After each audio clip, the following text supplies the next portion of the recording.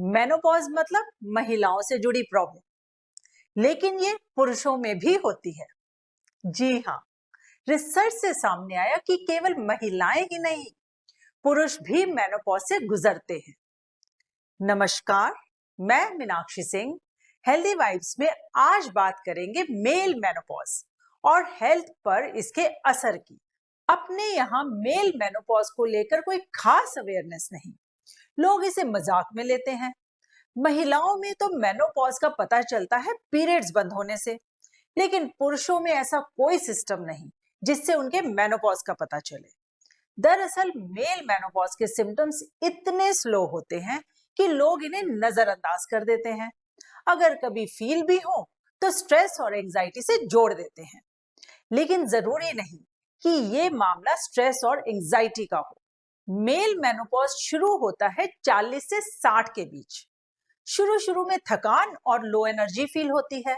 Rest के बाद भी थकान कम नहीं होती।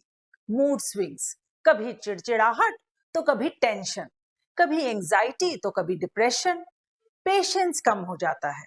सेक्सुअल डिजायर में कमी, इरेक्टाइल डिसफंक्शन जैसी प्रॉब्लम्स होने लगती हैं। मसल लॉस और स्ट्रेंथ में कमी से परफॉर्मेंस घट जाती है। मोटापा बढ़ जाता है, खास तौर पर चेस्ट और पेट के आसपास का। बाल झड़ने लगते हैं, गंजापन शुरू हो जाता है, नींद नहीं आती, लोगों को इंसोम्निया हो जाता है।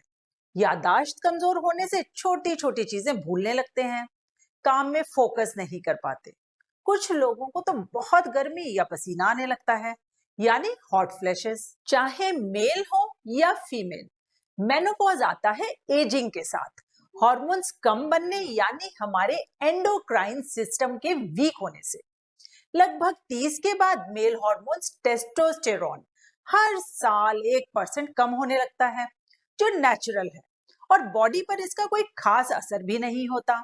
पर सेडेंट्री लाइफस्टाइल से अगर डायबिटीज, हाइपरटेंशन और मोटापे जैसी बीमारियां हो जाए तो टेस्टोस्टेरोन के डिक्लाइन होने की स्पीड बढ़ जाएगी, और इसके सिम्टम्स एनर्जी लेवल्स में गिरावट, सेक्सुअल डिजायर में कमी या मूड स्विंग्स के रूप में दिखने लगेंगे। 2-4 दिन ये सिम्टम्स रहे तो कोई बात नहीं, पर इनके महीनों तक रहने का मतलब है एंड्रोपॉज यानी बॉडी में टेस्टोस्टेरोन की कमी। आम भाषा में बोले तो मेल मेनोपॉज।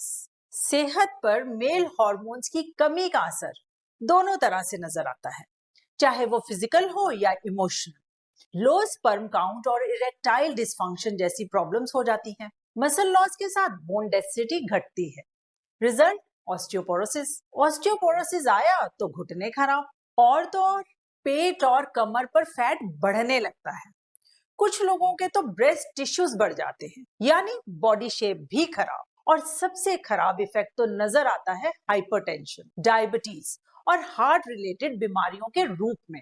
इमोशनल हेल्थ खराब होने से सैडनेस, हर समय निराशा, कुछ भी अच्छा नहीं लगता, नींद नहीं आती, मेमोरी वीक होने लगती है, काम पर फोकस करना मुश्किल, चिड़चिड़ापन बढ़ने से सोशल लाइफ डिस्टर्ब, लोग अकेले पड़ जाते हैं, जिससे डिप्रेशन का रिस्क और बढ़ता है। मेनोपॉज देर से हो, हेल्थ पर इसका नेगेटिव असर ना हो, इसके लिए जरूरी है हेल्दी लाइफस्टाइल और बैलेंस डाइट। आपके खाने में जिंजर, गार्लिक, प्याज का होना जरूरी है। दिन में किसी एक वक्त दूध, दही या चीज जरूर लें। स्नैक्स के तौर पर बादाम, अखरोट, पंपकिन सीड्स ऐड करें। फ्रूट्स में अनार और वेजिटेबल्स में ब्रोकली और पालक बेस्ट हैं। ये सारी चीजें बॉडी में मेल हार्मोन्स बूस्ट करने में हेल्प करती हैं। नॉनवेज डाइट में red meat, fish, chicken, egg और ऑयस्टर्स हमारे एंडोक्राइन सिस्टम को मेल हार्मोन प्रोडक्शन बढ़ाने के लिए एनकरेज करते हैं। टेस्टोस्टेरोन बूस्टिंग डाइट के साथ जरूरी है रेगुलर एक्सरसाइज। डेली 45 मिनट्स की वॉक, लाइट एक्सरसाइज, योगा और मेडिटेशन जैसी एक्टिविटीज हमारा एंडोक्राइन सिस्टम एक्टिव रखने में हेल्प करते हैं। 40 के बाद साल में कम से कम एक बार हेल्थ चेकअप जरूर कराएं। अगर बीपी, डायबिटीज, स्लीप अपेनिया जैसी कोई बीमारी है तो समय रहते इसका इलाज कराएं, ताकि आपकी हार्मोनल हेल्थ ठीक रहे। कभी भी डॉक्टर से कंसल्ट किए बिना टेस्टोस्टेरोन बूस्टिंग दवाएं ना लें। अगर सेक्सुअल ड्राइव में कमी, एनर्जी लेवल्स डाउन या मूड स्विंग्स जैसे चेंजेस आ रहे हैं, तो इसे जस्ट एजिंग कहकर इग्नोर ना करें।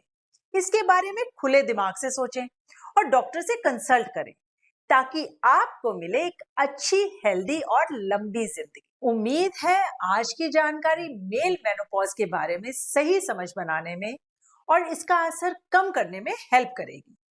चैनल को लाइक, शेयर और सब्सक्राइब जरूर करें। इसी कामना के साथ कि सब स्वस्थ रहें। अगले वीडियो में मिलेंगे एक नई जानकारी के साथ। धन्यवाद। नमस्कार।